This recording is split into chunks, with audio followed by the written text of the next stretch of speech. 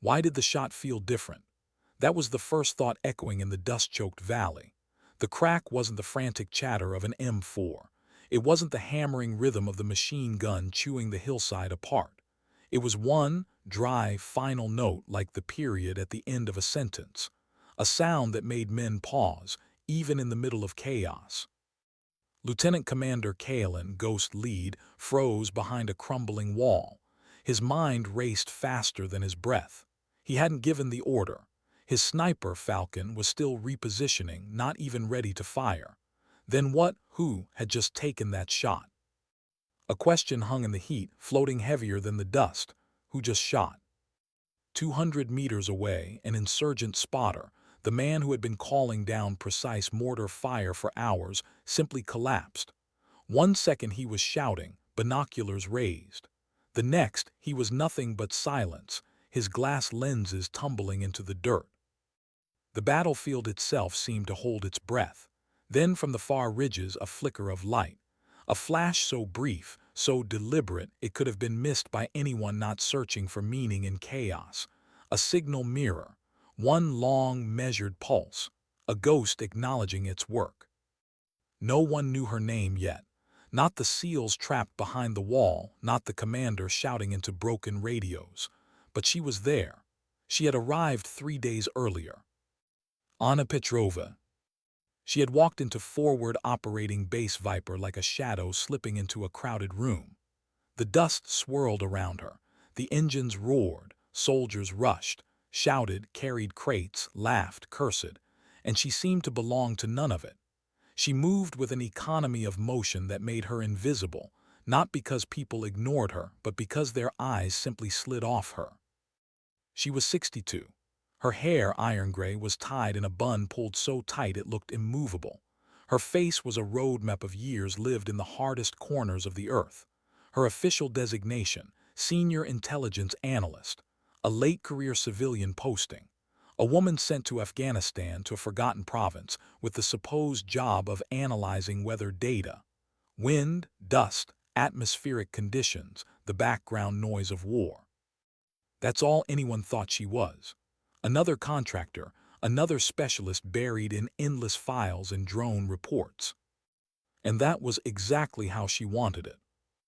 The Marines, the young infantrymen, the quick-eyed SEALs, they all looked at her and saw someone else's grandmother. Misplaced, fragile, irrelevant. They didn't notice the way her eyes moved, how she measured everything. They didn't notice the weight of the long black pelican case she carried herself, never letting anyone touch it. They didn't hear the silence that wrapped around her like armor. At night in her windowless container at the edge of the base, she unpacked. A few sets of sterile clothes, a worn copy of Marcus Aurelius's Meditations, and from the long case, a rifle. Not the sleek, modern precision rifles the Americans carried with digital optics and cutting-edge engineering. No, hers was older, a Dragunov SVD. The wood of its stock polished smooth by decades of use, the steel immaculate, a weapon many would dismiss as antique, obsolete, but in her hands it was not a tool, it was a vow, a promise. She assembled it slowly, almost lovingly, not like a soldier preparing for combat, but like a musician tuning an instrument. Her movements were silent notes of devotion. Each pin, spring, and screw touched with the kind of reverence you reserve for things that keep you alive when everything else wants you dead. This was not the instrument of an analyst. This was punctuation, at the end of a sentence, at the end of a life. Still no one noticed. She ate alone in the mess hall, moved unnoticed along the perimeter, sat quietly, her binoculars scanning the mountains when she should have been indoors studying weather charts. She belonged to the background, yet she was cataloging everything. The rhythm of the patrols, the way the dust shifted under tires, the way shepherds walked their flocks around certain gullies. She was learning the story the land was already telling. On the second day, Colonel Marcus Thorne finally saw her. He was the kind of man who thought war could be bent by force alone. His face was hard, his posture harder. To him, subtlety was weakness. He caught Anna on the western platform, her binoculars steady on the mountains. The rifle case rested at her feet. Petrova, he barked, her name an accusation. She lowered the glass slowly, her eyes meeting his. They were cold, the color of a winter sky, but steady. Colonel, what exactly are you analyzing up here? The migratory patterns of vultures. His tone dripped with condescension. Her voice was level. Wind, thermals, the way dust settles in the ravines, it tells a story. He scoffed. The only story I'm interested in is the one my patrols write. He nudged the case with his boot. What's in the box? Personal effects. That's a rifle case. I'm not an idiot. We have highly trained snipers here. We don't need an old analyst playing soldier. His voice sharpened. Stay in the TOC, do your desk work, keep that thing locked up. Stay out of the way of the men who fight. It was a dismissal, public and deliberate. Ana didn't argue, she didn't explain. She only nodded, a slight tilt of her head, a silence that irritated him more than words could have. Then she picked up the case and walked away. He saw stubbornness, irrelevance, a relic clinging to pride.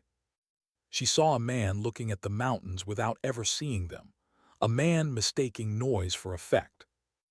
That night, alone in her container, she spread out maps across her desk, topographical charts she had signed out for weather analysis. She traced the gullies, the folds of earth, the dead ground unseen by towers or patrols, and she noticed a southeastern gully, shielded by the terrain, perfect for an approach. For 2 days the shepherds had avoided it, too small a detail for anyone else to care. To her it was a scream. She cleaned her rifle, every piece disassembled, every surface polished, her hands slow, methodical, the lens of her scope so clear it seemed to bend light itself. This was her meditation, her prayer. Outside, the valley shifted.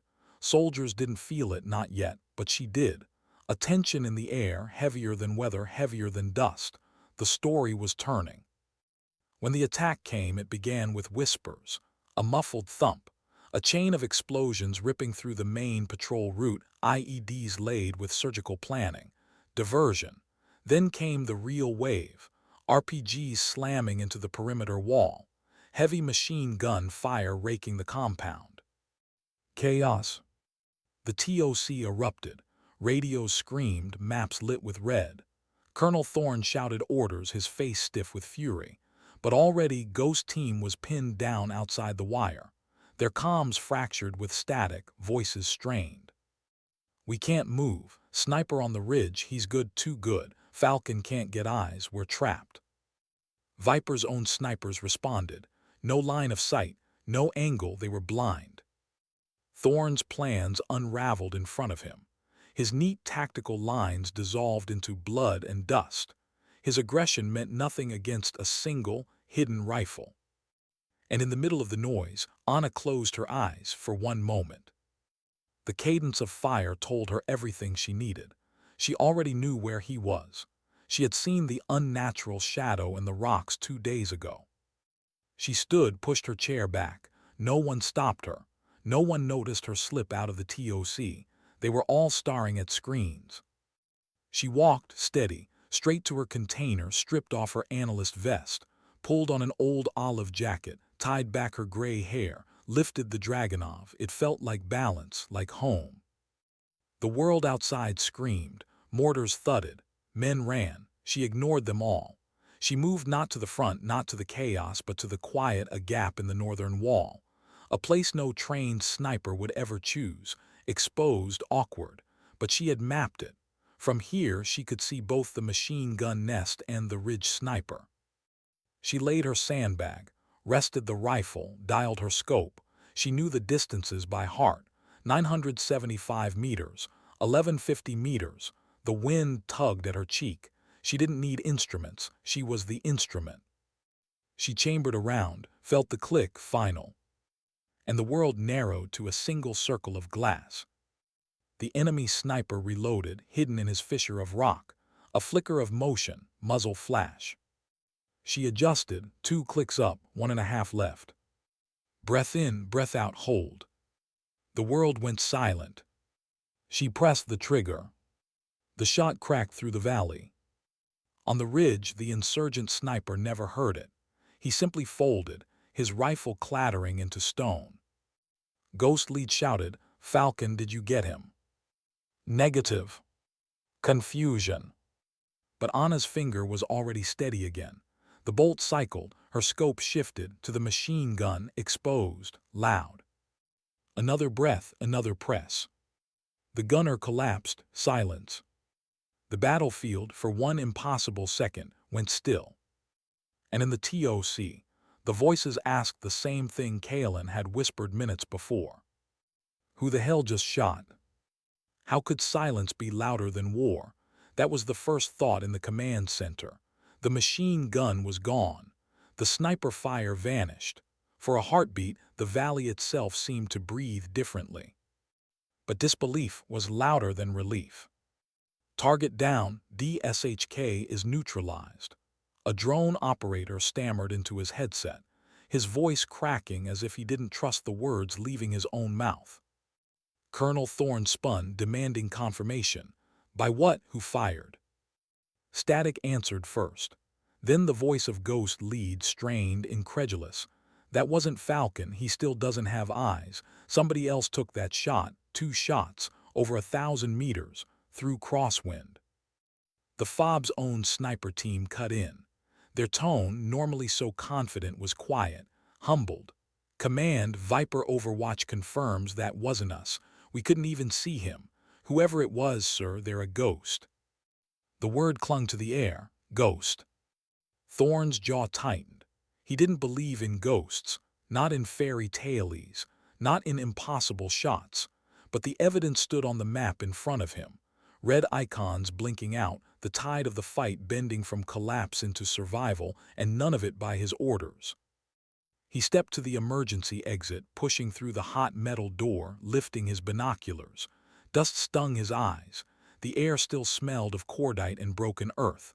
And there, far along the northern wall, was a figure, small, still, against the backdrop of sand and steel, a silhouette almost blending into the HESCO barriers.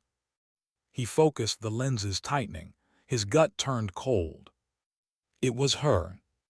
The woman, the analyst, the old one with the severe bun and the quiet eyes, Petrova. Her rifle rested steady, barrel smoking faintly. Her body language was calm, unnervingly calm, not triumphant, not even interested in the silence she had just carved into the battle. She wasn't looking at the ridge where the sniper had fallen. She wasn't looking at the machine gun nest where bodies now slumped. She was scanning the opposite mountains, as if already reading the next move before anyone else knew it existed. For the first time in his career, Colonel Thorne felt the bitter sting of doubt, not about the enemy but about himself. Had he been blind? Behind him in the TOC, voices rose. A corporal, pale, trembling, found the courage to speak. "Sir, I think I know who it was." Thorne turned sharply. "What are you saying, Corporal Davis?" The young man swallowed, eyes flicking toward the display. "I saw her, yesterday, cleaning a rifle in her quarters. Not standard issue. Not for analysis work, sir, it was Petrova." The colonel stared at him as if he'd spoken madness. A 62-year-old civilian analyst making shots his SEALs and elite snipers couldn't dream of. Impossible. Absurd. But impossibility had already happened, twice. He turned back to the lenses, catching one last glimpse of her, still, silent, anonymous as stone, before lowering the glass. The questions inside him roared louder than the battle itself. Who was she? Back at the northern wall, Anna shifted slightly, adjusting the strap of her jacket, reloading with the kind of patience that made seconds stretch into years. Her world was measured: dust, wind, distance. The rest, the comms chatter, the scrambling boots, the colonel's disbelief, was irrelevant. She had lived too long to care about rank or recognition. But a flicker of something moved inside her, deeper than instinct. A memory, old, heavy. She had promised herself those years were over, that she would remain invisible, a ghost story redacted into silence. Yet here she was again, her hand steady, her pulse slow, her rifle speaking truths she had sworn never to let out again. Respect, she didn't want it. Recognition. It was dangerous. Eyes lingering too long would pull at threads she had carefully hidden for decades. And still, part of her knew what had shifted. The mountains never let you leave. Ghost Team pressed their advantage, freed by the sudden silence. Their voices on comms sharpened, alive again. They pushed, maneuvered, cutting through the disoriented enemy like shadows slicing through smoke. The insurgents, robbed of their heavy support, faltered. Their line cracked. Within 20 minutes, the worst of the assault broke. Survivors fell back, scattering toward a walled compound at the edge of the village. And as they retreated, desperation poisoned their decisions. They grabbed 3 civilians, 2 old men and a boy, dragging them into the compound at gunpoint. A new problem was born, one more dangerous than the firefight itself. In the TOC, the drone feed zoomed in. Clear, terrifying. The insurgent leader, broad and black-bearded, shoved a pistol against an old man's head, shouting at his fighters. Hostages were shields now. Thorne's jaw set, the room hushed. Every weapon in the fob was suddenly useless. No sniper angle, no clean line of fire. Ghost Team frozen on the village edge, teeth gritted. Minutes stretched. "What do we do, sir?" a lieutenant whispered. Thorne's eyes burned at the screen. His mind, once sharp and rigid, fumbled. He had firepower, air support, artillery, drone coverage, and none of it mattered against one man with a pistol and a trembling hostage. His career, his men, innocent lives, all balanced on a nightmare he couldn't solve. And then the thought came, bitter, unwanted, humbling. He reached for the radio, bypassing protocol. His voice came out lower, stripped of pride. "Petrova," a pause, static crackled. "Ana Petrova, this is Colonel Thorne." Another pause. Words caught in his throat, heavier than anything he had ordered in 25 years of command. "If you can hear this, look at the drone feed. The leader, the hostage, you see him." The silence that followed was almost unbearable. "Can you make that shot?" It wasn't an order, it wasn't even a request. It was a plea, the sound of a commander admitting defeat. But Ana Petrova didn't reply, not with words. Because words, in moments like this, meant nothing.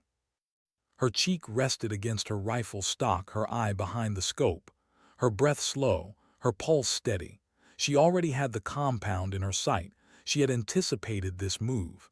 She had studied the angles. She had been waiting. The question wasn't could she make the shot, it was should she. Through the lens, she saw the old man's hands trembling, the beard of the insurgent brushing against gray hair, the pistol pressing too close. A human life a breath away from death. The mathematics were merciless. Distance, 1,320 meters. Wind, swirling, unpredictable, dragging the round sideways across open alleys. Target, half hidden, moving, shielded by flesh not his own.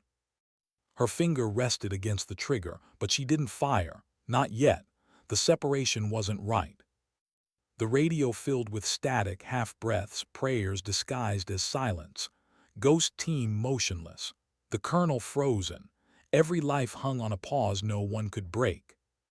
Inside Anna's head, memories stirred, nights in other wars, other villages, other hostages.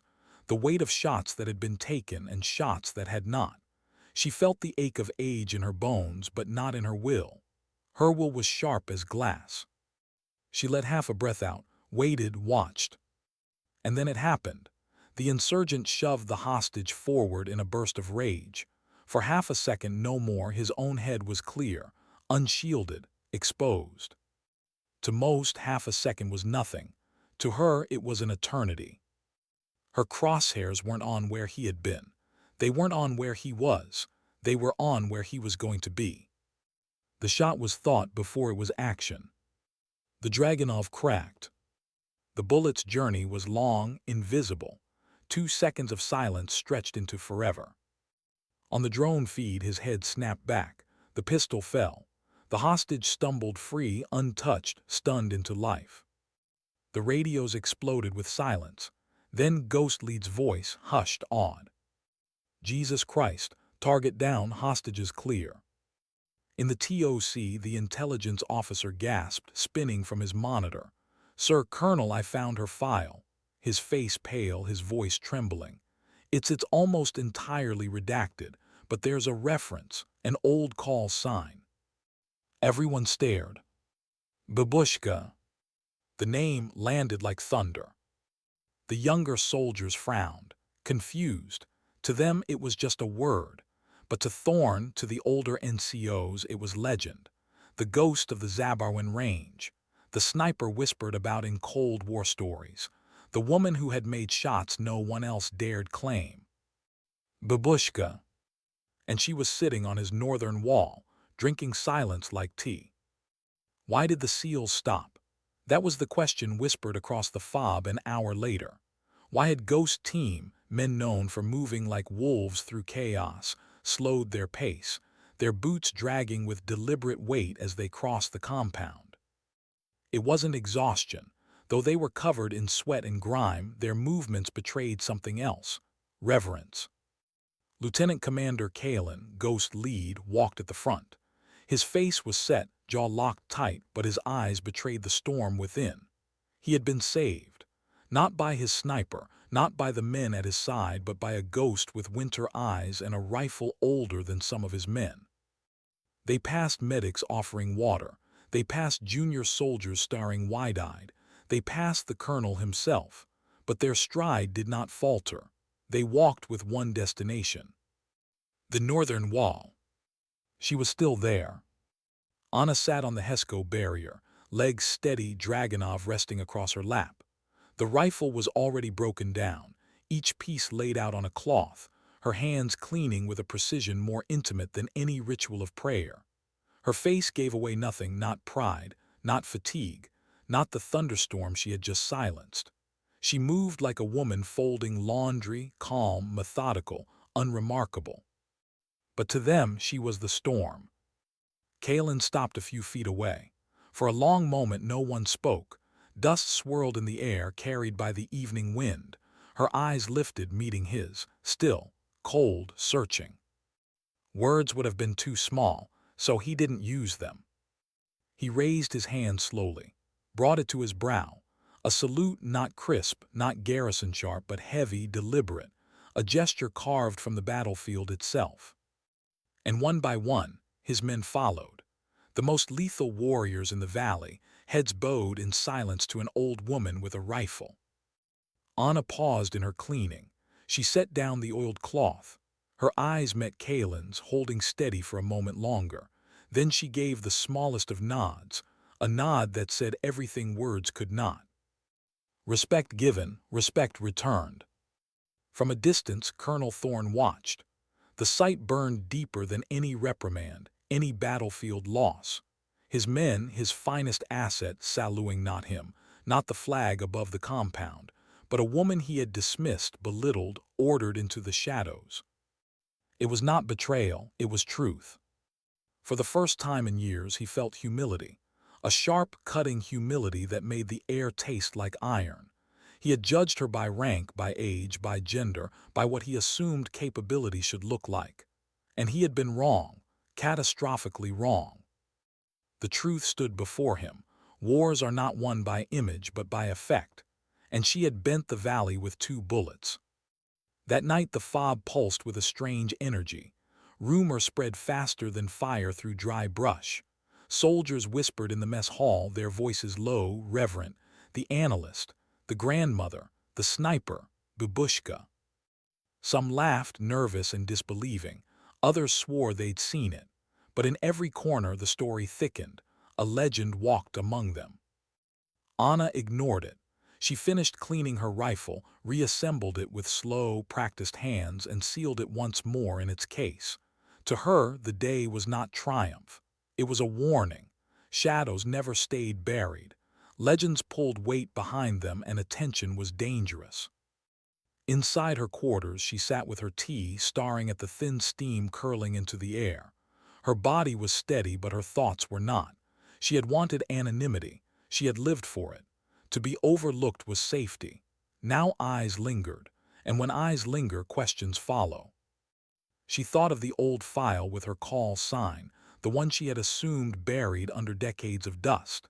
She had become a story again, and stories invited hunters. Still, when dawn touched the valley, she returned to the wall. Binoculars in hand, mug steaming beside her, she watched. Not because it was duty, because it was who she was. Some things, no matter how much you bury them, cannot be unmade. Down in the compound, Colonel Thorne stood in his office, papers scattered across his desk. A classified report lay open, its words thick with redactions. Only one line remained unhidden. Call sign Babushka. The rest was black ink, decades of it. He rubbed his temples, his jaw aching. She wasn't who she appeared, not even close. She wasn't just a Cold War ghost. She was a reminder that the mountains remember their guardians. The knock at his door was hesitant.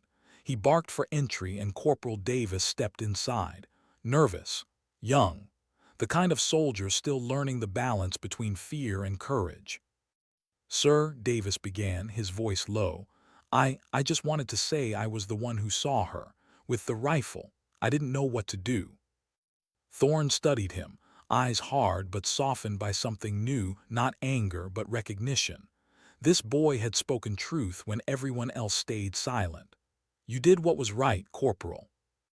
Davis shifted. "Sir, permission to ask, who is she?" Thorne exhaled, slow.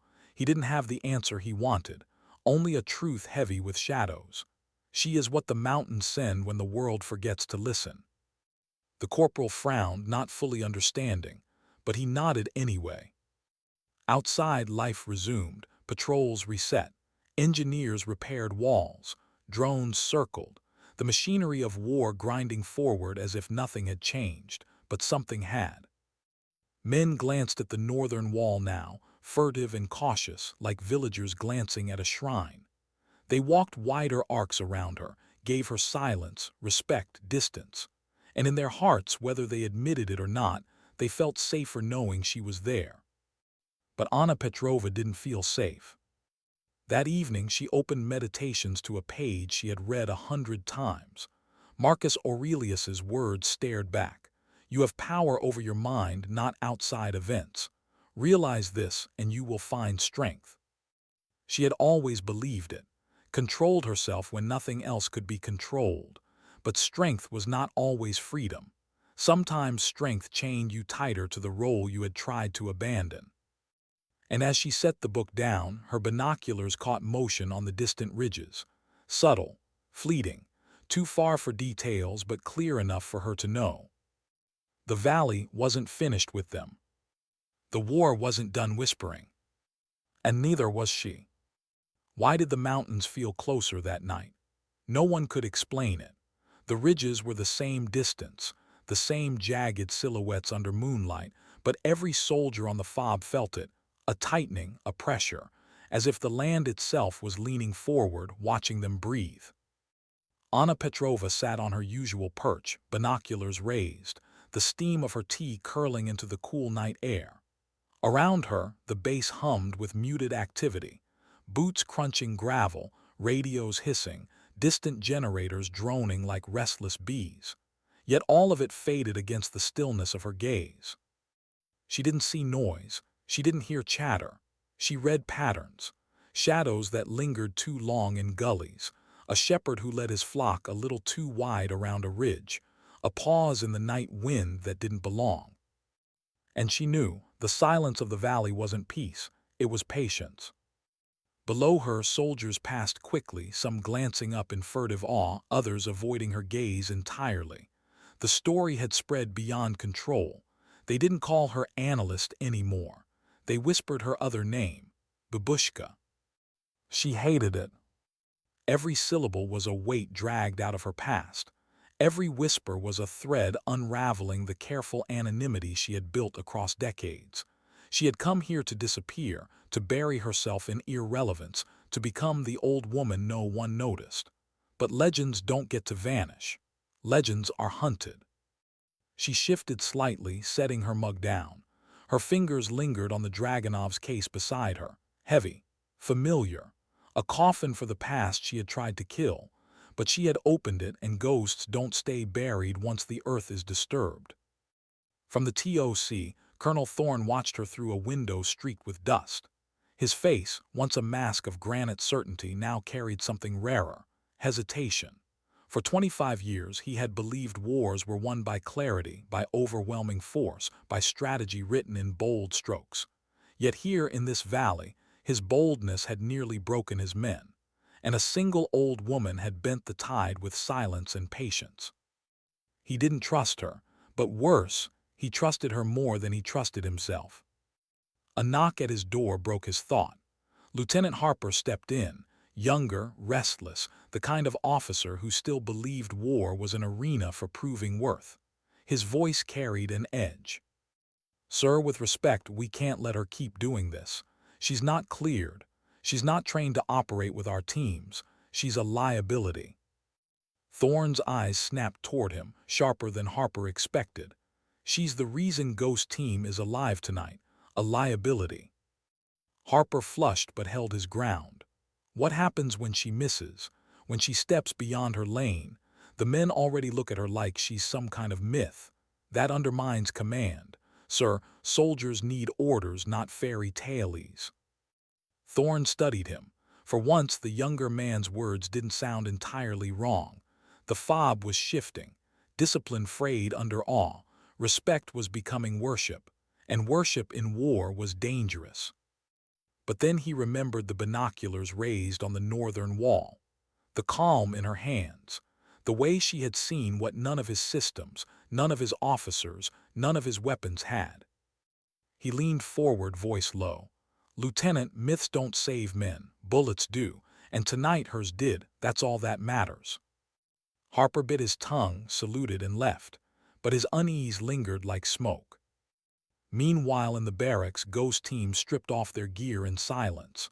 Normally, after a mission, the air was thick with banter, curses, relief disguised as arrogance. Not tonight. Tonight, the weight of survival sat heavier. Falcon, the sniper, cleaned his rifle in near silence, his hands slower than usual. Finally, one of the younger SEALs muttered what everyone was thinking. "She made shots I couldn't even attempt. That wasn't human." Falcon looked up sharply, his jaw tight. "Don't say that." The others glanced at him. Falcon continued, his voice a low growl. "She's human, more human than we are. You think a machine makes shots like that? No, that was a lifetime, that was patience. Don't disrespect it by calling it anything else." The room fell quiet. Respect edged with unease, because respect for someone you don't understand turns quickly into fear. Outside, Ana lowered her binoculars. Her tea had gone cold. She closed her eyes, feeling the night breeze shift across her cheek. It wasn't just the valley that pressed closer. It was the past. It was memories bleeding through cracks she had sealed. She remembered snow instead of sand. Another war. Another set of mountains. Her hands younger then, her eyes just as steady. The Soviets had sent her to hunt insurgents through these same ridges decades ago. She had walked the same paths, read the same dust, listened to the same silence. She had thought she left it behind. But the land doesn't forget its ghosts. And neither does conscience. She whispered to herself, voice almost lost in the wind. "You came back, old woman, and the mountains are asking again." Down below, Corporal Davis approached, tentative, hesitant. He carried a canteen and a ration bar, awkward in his youth, respectful in his silence. He set them beside her on the sandbags without meeting her gaze. "Just in case you're hungry, ma'am." His voice cracked, then he retreated quickly, almost running. Ana watched him go. For the first time that day, her expression softened, just a fraction. A flicker of something human, weary, almost tender. Then it was gone, swallowed back into winter steel. The valley whispered, the fob murmured, and Ana Petrova remained still. But deep in the ridges, movement stirred. Insurgents regrouping. Not broken, only wounded. The kind of silence that waits not in defeat but in planning. They had seen the shot. They had seen the ghost. And stories spread just as fast through villages as they did through barracks. They would come again, stronger, smarter. And this time, they would not underestimate the ghost on the wall. Why was the valley too quiet? That was the thought that haunted Ana Petrova 3 mornings after the siege. The sun rose as it always did, hard, unblinking, merciless, but the rhythms of life below were different. She noticed it first in the birds. Their flights were shorter, jittery, their arcs broken as though even wings distrusted the air. Then in the shepherds. Men who once grazed their flocks close to the fob now stayed farther away, keeping animals clustered, watchful, restless. And the wind carried a weight that had nothing to do with weather. Something was coming. Anna sat in her usual place on the northern wall, binoculars raised, mug of tea at her side. Soldiers passed her with the same mixture of awe and discomfort, their glances quick, almost furtive. They didn't speak to her, not directly, but whispers trailed in their wake. Babushka, ghost sniper, guardian on the wall. Every whisper tightened her chest, not with pride, with dread. She hadn't come here to be remembered. Legends drew fire, legends drew hunters, and in these mountains hunters never came alone. Down in the command center, Colonel Thorne wrestled with the same silence. Reports stacked high on his desk, maps scattered across the table, but none of it comforted him. Intel drones showed nothing unusual. Patrols reported nothing significant.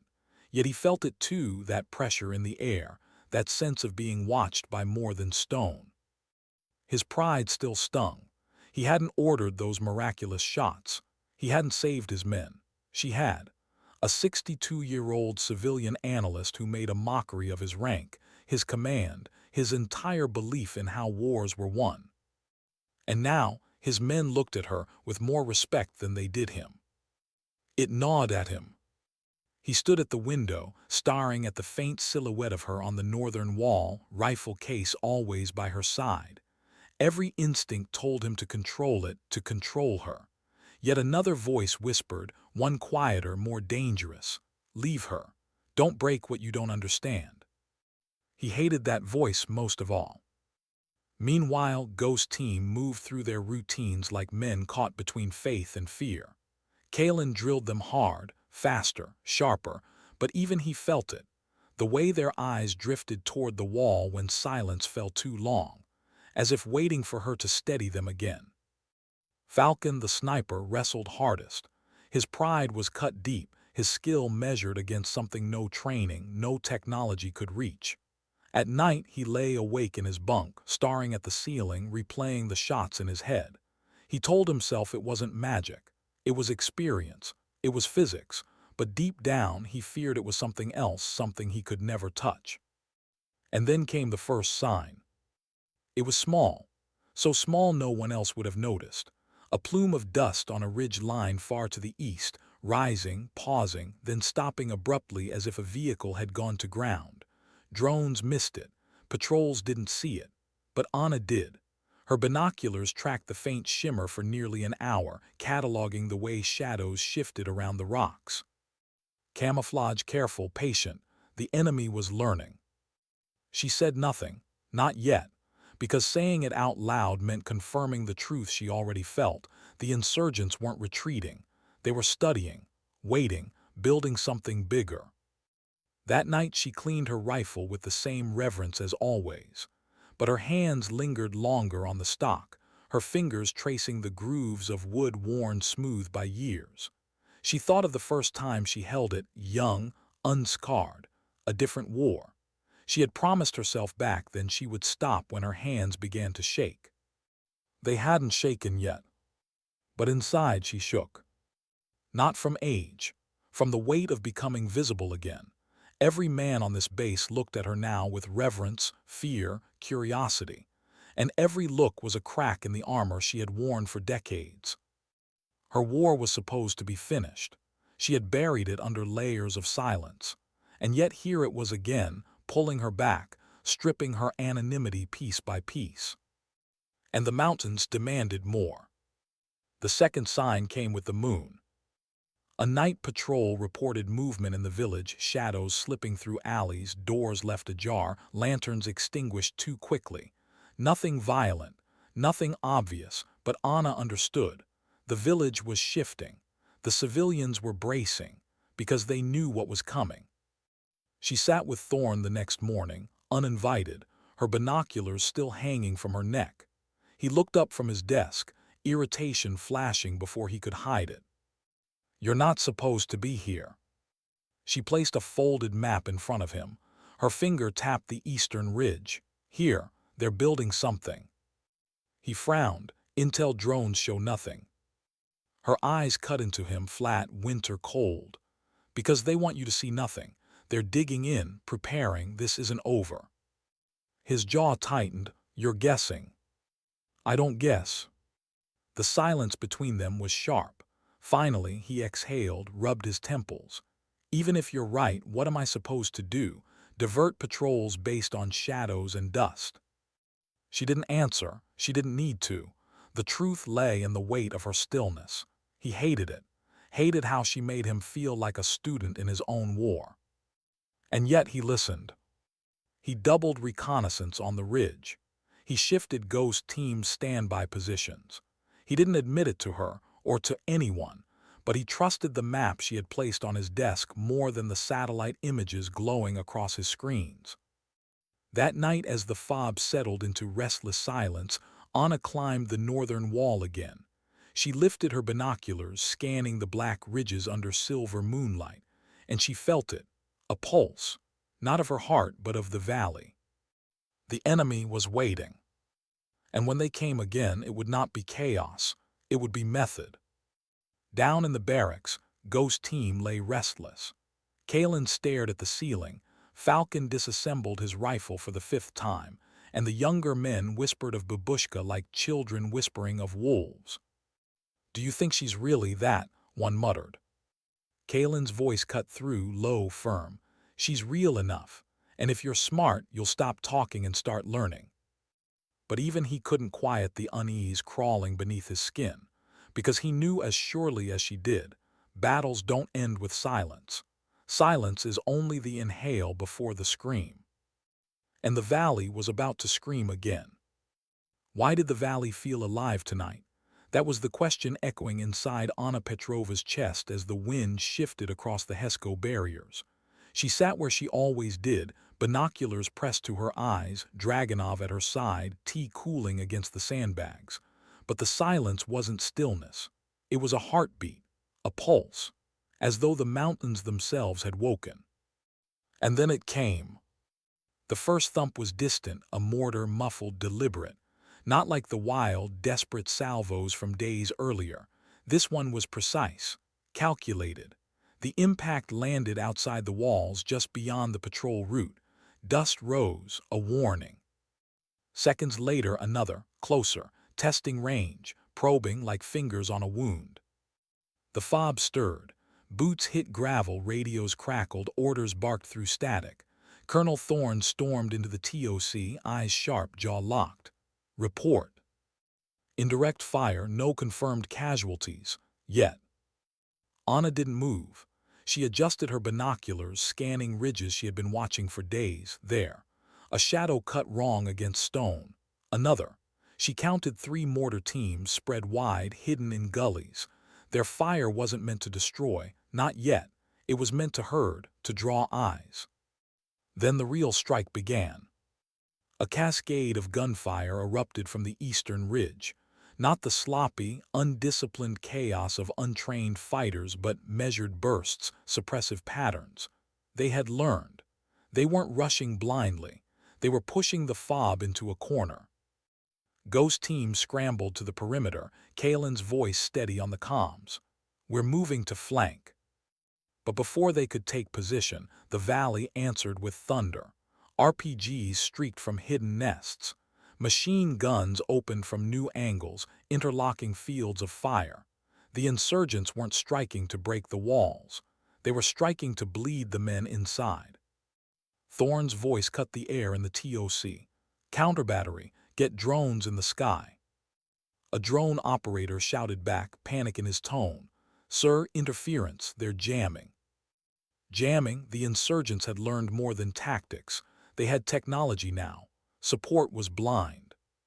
Chaos rippled. Radios shrieked with overlapping voices. Soldiers rushed to reinforce weak points, some colliding in confusion. The fob was strong, but strength meant nothing if fear hollowed it out from within. And in the middle of it, Ana Petrova rose from her perch. She moved with deliberate calm, lifting her rifle case, walking down the narrow path to the TOC. Dust swirled around her boots. Men darted past, too frantic to notice. She entered the command center like a shadow slipping into a storm. Thorne saw her, his face hardened. Not now. Her voice was even quiet but cut through the chaos. They're hurting you. East is a distraction. The real push is coming from the south. He snapped, based on what? Her eyes locked on his. Winter steel. Based on the mountains, based on silence. Do you want to argue or do you want to live? For a heartbeat, the TOC froze. Thorne's pride flared, but the desperation in the room left him no choice. He turned to his officers. Shift 2 squads south. Now, Ghost Team, break east but hold back.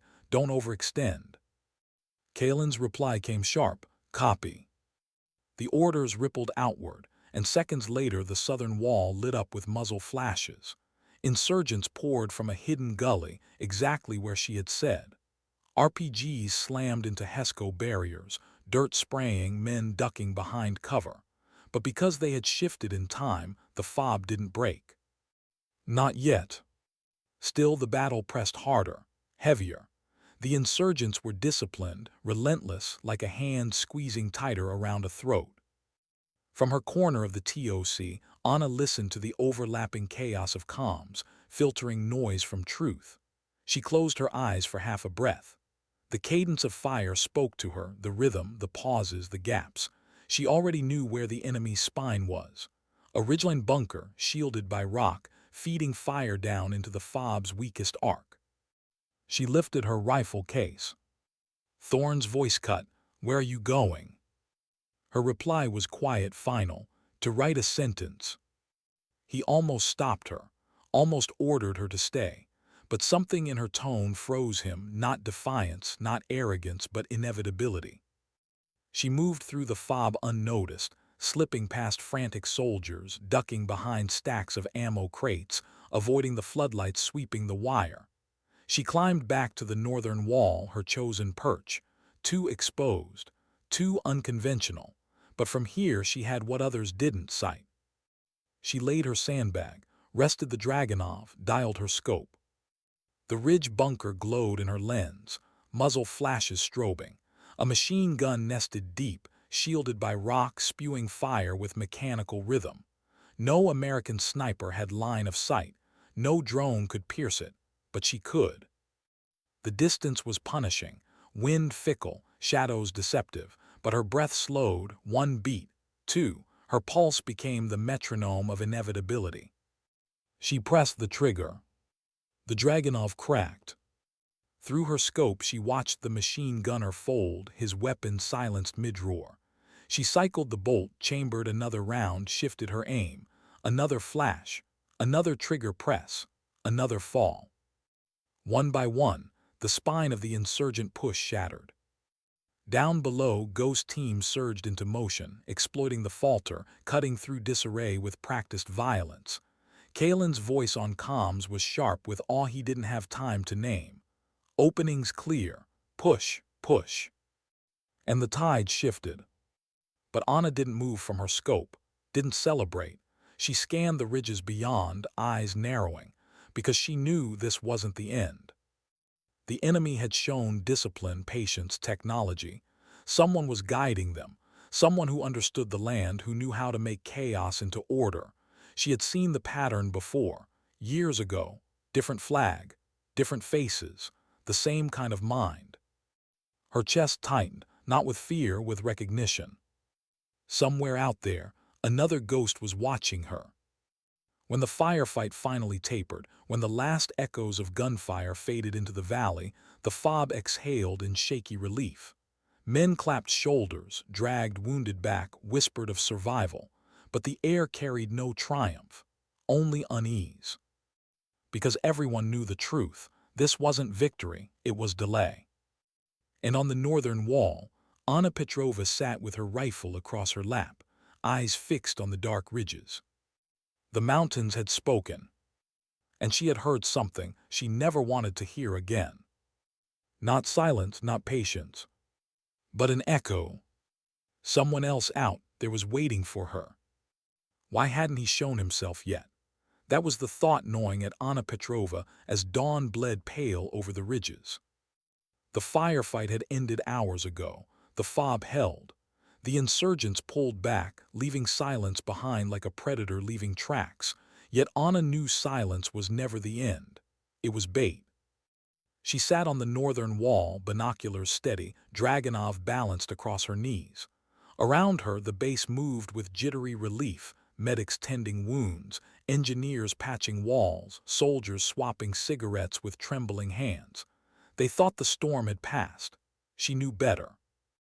Because storms don't vanish, they circle back. Her gaze swept east, then south. Nothing. Only rocks, gullies, the endless stretch of earth that seemed to hide more than it revealed. But she felt it. A weight, a pressure, like the valley itself was holding breath. And then a flicker. So faint she almost missed it. A glint of glass far on the ridge, not random, not careless. A deliberate reflection, quick, sharp, aimed toward her. A signal. Her stomach tightened, not with fear, with recognition. She lifted her binoculars, adjusting until the rocks resolved into sharper detail. Nothing. No figure, no rifle, no movement, just stone and shadow. Whoever was there knew how to vanish. But she knew the language of that glint. She had used it herself once, years ago, in another war. It was no insurgent. It was another ghost. She exhaled slowly, lowered the glass and whispered under her breath, "So, you came back too." Down in the TOC, Colonel Thorne braced himself against the table, eyes fixed on drone feeds. "They'll try again," he muttered. "They always do." An intelligence officer shook his head. "Sir, no activity detected. They've scattered." Thorne's gaze flicked toward the northern wall, toward the still figure sipping cold tea and scanning mountains. He didn't trust reports anymore. He trusted her silence more than all his screens. When she stepped into the TOC an hour later, dust streaking her boots, the room hushed. She laid a folded map on the table, tapping a ridge east of the fob. "Here," she said simply. Thorne frowned. "What's here?" Her eyes cut into his. "Him." The colonel blinked. "Him." She didn't elaborate, she didn't have to. Her tone was enough, final, cold, unquestionable. Kalen, ghost lead, leaned forward, arms crossed. "You're saying there's a sniper out there." Anna's gaze flicked to him. "Not a sniper, a mirror." The room went still. The SEALs shifted uneasily, the younger operators exchanging nervous glances. They all knew what she meant, even if they didn't understand the weight of it. A mirror was not just skill. A mirror was someone who thought like you, moved like you, killed like you. Falcon, the SEAL sniper, muttered under his breath, "You mean another you?" Anna didn't answer. Silence was answer enough. Thorne broke it, his voice low, grim. "Can you handle it?" Her eyes hardened. "It's not a matter of can, it's a matter of must." For the next 2 nights, the valley played games. Mortars fired at random intervals, not enough to break defenses but enough to wear nerves thin. Machine gun bursts echoed from ridges only to vanish before counterfire could pin them down. Each strike was precise, mocking, testing. And each time Anna raised her rifle, she felt it, another gaze, watching her through glass. She never saw him directly, never caught the glint again, but she felt him, a shadow tracking a shadow. It wasn't about shots yet, it was about patience. On the 3rd night, she sat on her wall longer than usual, Dragunov settled, eyes fixed on the east. The moon painted the valley silver, shadows long and deceptive. Hours crawled by. Soldiers slept in restless shifts. Generators hummed. And then it came. A single shot. Not aimed at her, not at the fob, but deliberate. a crack that echoed across the valley, landing harmlessly in dirt well short of the wall. A message. She lifted her scope, scanned. Nothing, only the silence of a man who knew she was listening. Her jaw clenched. She had been pulled into his game. Back in her container, she sat with her rifle across her knees, hands folded, eyes closed. Memories bled through. Faces of men she had outweighted, outshot, outlived. Wars fought in shadows, battles never written in history. And one face in particular, long buried, flickered sharp. A rival from decades ago. Soviet training. Mujahideen mountains. A man who moved like silence itself. Could it be him? Or was it simply another cut from the same stone, another ghost born from these cursed ridges? She opened her eyes, hard, weary. It didn't matter. Whoever it was, he had made it personal, and personal was dangerous. At dawn, Ghost Team geared up for another patrol, tension stiff in their movements. Kalen caught Ana watching. He stepped close, voice low. "You're hunting him." Her reply was flat. "He's hunting me." "Then let us help." She shook her head. "This isn't your fight." Falcon bristled. "With respect, ma'am, if there's a sniper out there, it's all of our fight." Her gaze pinned him, sharp enough to cut. "You'd lose. He's not aiming at you. He's aiming at me. You'd be collateral." The words landed heavy. Falcon swallowed, jaw tight, pride wounded but truth undeniable. Kalen studied her for a long moment, then nodded. "Then end it." That night Ana returned to her wall. Alone. The fob pulsed with restless energy below, but she shut it out. Her world shrank to her rifle, her scope, her breath. She knew he was out there, watching, waiting. And for the first time in years, Ana Petrova felt something she had buried deep. Not fear, not nerves, something sharper, older. Recognition. The valley was no longer about insurgents, no longer about fobs or commanders or patrols. It had narrowed to a duel. One ghost against another. And in duels like this, the question was never who could shoot. It was who could wait. She settled behind her scope, her breath steady, her body still as stone. The night stretched on, silent, endless. And somewhere across the ridges, another rifle waited. Another heart slowed. Another ghost listened to the same silence. The duel had begun. Why hadn't he fired? That was the question pressing against Ana Petrova's ribs as the night stretched long and merciless. She lay prone on the northern wall, Dragunov steady against the sandbag, scope fixed on a ridge more shadow than stone. She knew he was there, felt him. The valley hummed with his presence like a low current beneath silence. Yet no shot had come. He was waiting, testing her patience, matching it. The duel had already begun, not with bullets but with breath. Below her, the fob slept in uneasy rhythm. Soldiers turned in bunks, radios hissed static, the hum of generators covered whispers of fear. They thought the fight had ended. They didn't know a new one had already started, quiet as frost forming on glass. Ana blinked slow, her pulse steady, her mind wandering where it shouldn't. To the first time she met him, decades ago, Soviet uniforms, Afghan mountains. She had been young, sharp, carrying the arrogance of skill like a banner. He had been her equal, patient, disciplined, terrifying in his stillness. They had stalked one another across weeks of winter ridges until finally she had beaten him barely. She had believed he died then, swallowed by war. But legends don't die, they wait. And now, across the same mountains, he was here again, or someone carved from the same stone. Her lips tightened. Age was her enemy now.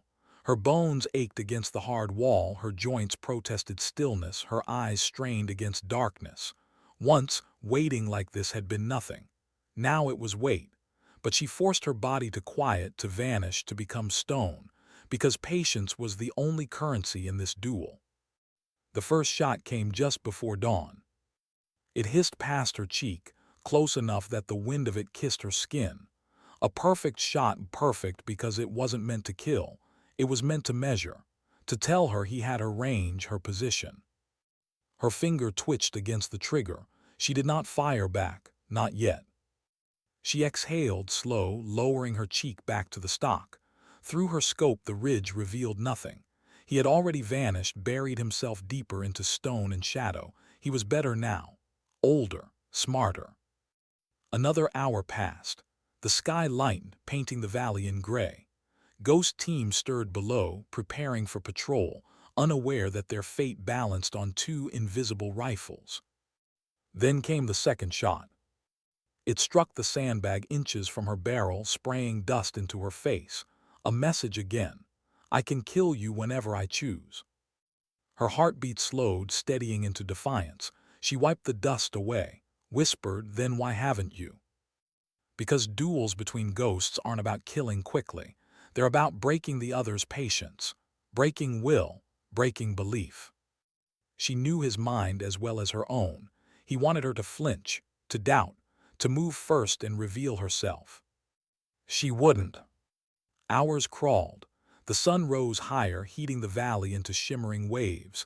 Sweat traced down her temple. Her joints screamed. She ignored it all. She became the mountain. And then the mistake. Not his, hers. A single blink too long, fatigue pressing her lids down heavier than she allowed. In that instant, a spark glinted on the ridge, a muzzle flash. She shifted instinctively, rolling her shoulder back. The shot cracked, slicing the space she had just abandoned. Close, too close. Her breath hitched. He had nearly had her. But instinct sharpened into clarity. She had seen it, the flash, the fraction of a silhouette against rock. For the first time, she knew exactly where he was. Her scope aligned, her finger rested on the trigger. And yet she didn't fire. Because she saw more than a target, she saw herself. Younger, harder, carrying the same silence, the same discipline, the same curse. Her chest tightened. Killing him wasn't victory. It was burial, the burial of who she had been. But wars don't allow poetry.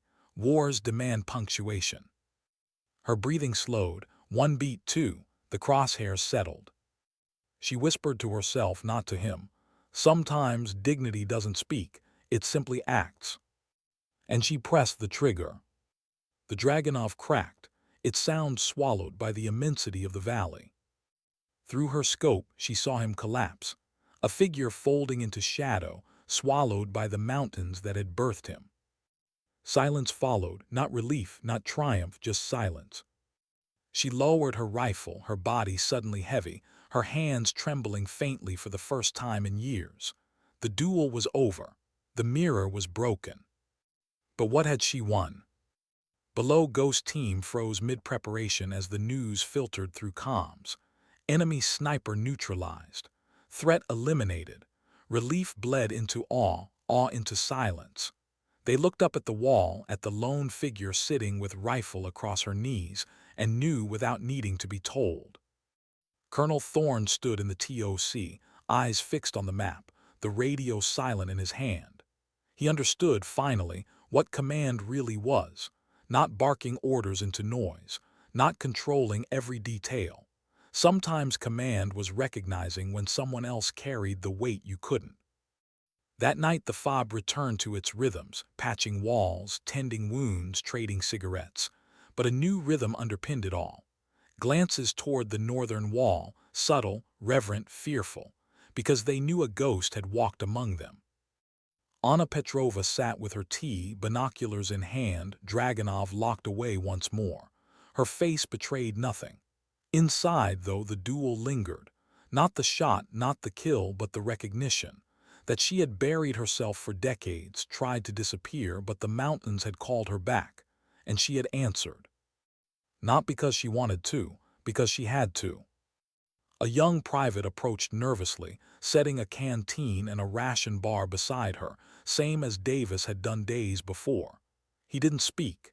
He didn't need to. She glanced at the offering, then back to the horizon. Her expression softened just a fraction. A flicker of weariness, of humanity, of something tender buried deep beneath steel. She raised her mug, sipped her tea, and returned to her watch.